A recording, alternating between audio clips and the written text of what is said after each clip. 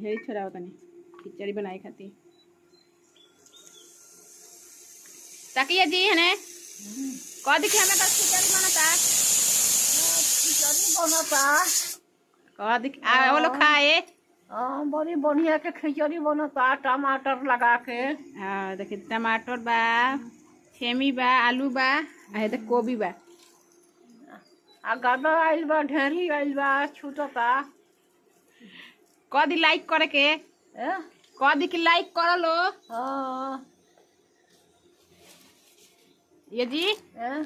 लाइक नहीं खेलो करत लाई हाँ लाई करे के हाँ कसार लाई बनलो खूब बढ़िया लागी ठंडा के मौसम बा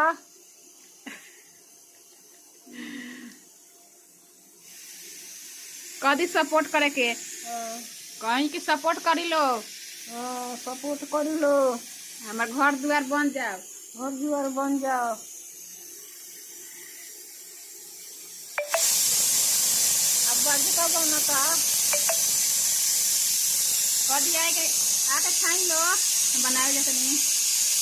आके खाई लो बजका बनता बड़ी बनता कदी होली नहीं आ गई होली कहिया है ये जी होलिया कहिया है